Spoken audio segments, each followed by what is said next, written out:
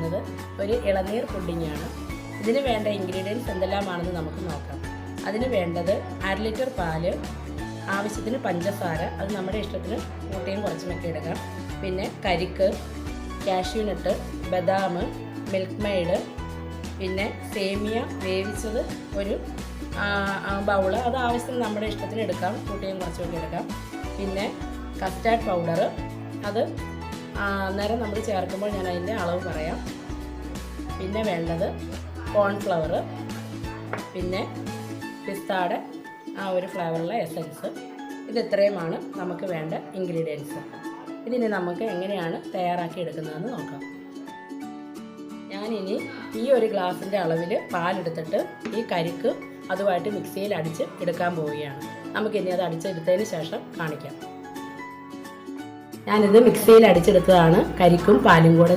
അതിൻ്റെ കൂടുതൽ ഒരു സ്വല്പം പഞ്ചസാര ഞാനിപ്പോൾ ചേർത്തിട്ടുണ്ട്. അത് ആവശ്യത്തിന് നമുക്ക് പിന്നീട് നമുക്ക് കാച്ചുമ്പോൾ ചേർക്കാം കേട്ടോ. ഇനി ഞാനിത് എങ്ങനെയാണ് അടുത്തത് തയ്യാറാക്കുന്നത് നോക്കാം.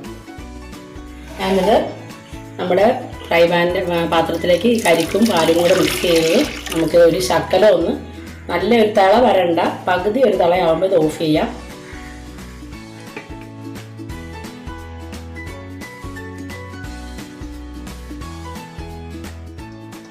ഞാൻ ഇതിലേക്ക് ഒരു 1.5 ടീസ്പൂൺ കോൺഫ്ലവർ ഇതിലേക്ക് ഞാൻ ചേർക്കുകയാണ്.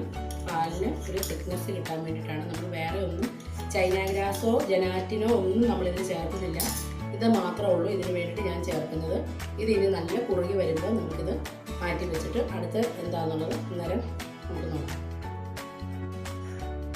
ഇതിലേക്ക് ഞാൻ ഒരു 4 ടീസ്പൂൺ പഞ്ചസാര, അത് നമ്മുടെ അളവിനനുസരിച്ച് നമുക്ക് പഞ്ചസാര ആവശ്യത്തിന് മധുരം ഉള്ളതുപോലെ കൂട്ടുകയോ കുറയ്ക്കുകയോ ചെയ്യാം. മധുരം വേണ്ടത് വേണം. ഞാനിപ്പോൾ അത്രയാണ് ചേർത്തത്. ഇനി ഇത് തിളച്ച് ഒന്ന് കുറുകി വരുന്നതും വരെ നമുക്കിത് വെയിറ്റ് ചെയ്യാം. ഏകദേശം ഇത് നല്ലതായിട്ട് കുറുകി വന്നിട്ടുണ്ട്. ഇതിനി മാറ്റി വെച്ചിട്ട് അടുത്ത കളർ, അതായത് അടുത്തത് നമുക്ക് സ്ട്രോബെറിയുടെ കളറാണ്. അത് നമുക്ക് ഇതുപോലെ തന്നെ പാലിൻ്റെ അകത്ത് ഒരു 2 ഗ്ലാസ് പാലിൽ ഞാൻ ഇതുപോലെ കുറുക്കിയെടുക്കാനായിട്ട് പോവുകയാണ്. ഞാനിതിലേക്ക് ഇനി പഞ്ചസാര ആവശ്യത്തിന് ഇറക്കിയാണ്. ഞാൻ ഈ ബൗളിന് ഒരു ബൗള് പഞ്ചസാരയാണ് ഇപ്പോൾ ചേർത്തത്. അതിന് ശേഷം ഞാനിതിലേക്ക് കസ്റ്റാർഡ് പൗഡർ സ്ട്രോബെറി ഫ്ലേവറിൻ്റെയാണ് ഞാനിതിലേക്ക് ചേർക്കുന്നത്. ഇതും ചേർക്കാൻ പോവുകയാണ്. ഇത് നമുക്ക് നല്ല തിക്നെസ് ആയിട്ട് വരും. സ്ട്രോബെറിയുടെ ഒരു 3 ടീസ്പൂണെങ്കിലും ഞാനിതിലേക്ക് ചേർത്തിട്ടുണ്ട്. ഇത് ഒരു 2 ഗ്ലാസ് പാലാണിത്.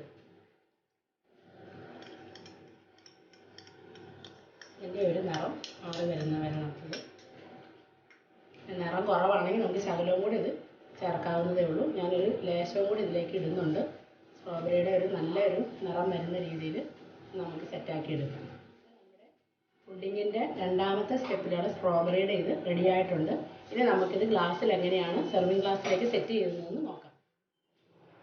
ഞാനിതിനി സെർവിങ് ഗ്ലാസ്സിലേക്ക് സെറ്റ് ചെയ്ത് വെക്കാൻ പോവുകയാണ്. നമുക്കിത് എങ്ങനെയാണെന്ന് നോക്കാം.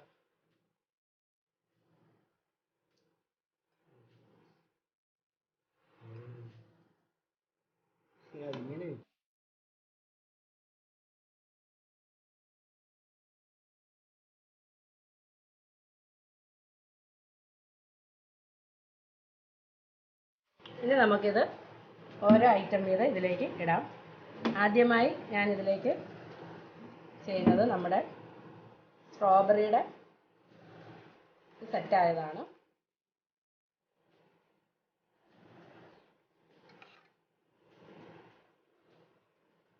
രണ്ട് സ്പൂണ്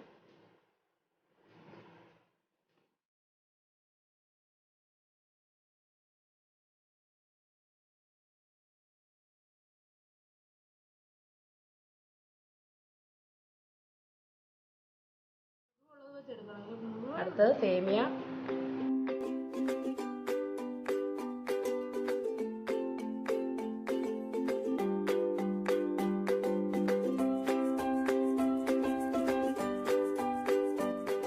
ശകലം ഇളനീര്, കരിക്ക് നമുക്ക് ഇതിലേക്ക് ഇടുകയാണ്.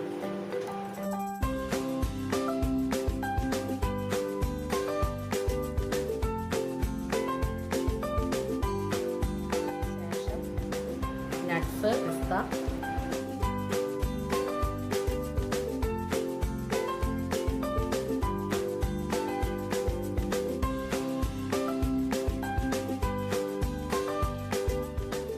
ബദാമും നട്ട്സും ഞാൻ ശകലിച്ച് നമുക്ക് ഇടയ്ക്കൊന്ന് കടിക്കാനായിട്ട് അതിട്ടിട്ടുണ്ട്.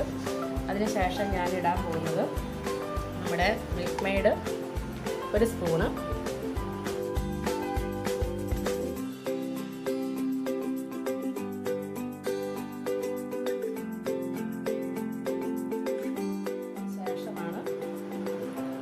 ഇതാണ് നമ്മുടെ കരിക്കിൻ്റെ പാലുമായിട്ട് നമ്മൾ കാച്ചി വെച്ചത്. കരിക്കടിച്ച് പാലുമായിട്ട് മിക്സ് ചെയ്ത് വെച്ചേക്കുന്ന ആ ഒരു ഇത് ഞാനത് ഇതിലേക്ക് അടുത്തതായിട്ട് അത് ചേർക്കുകയാണ്.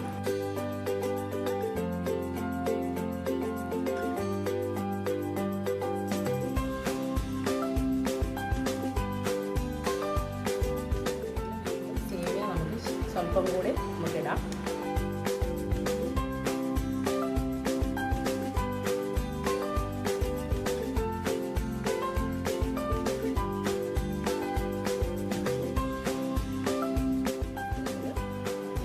ഇതിൻ്റെ ടോപ്പിങ്ങിൽ നമുക്ക് പിസ്താടെ ഐസ്ക്രീം.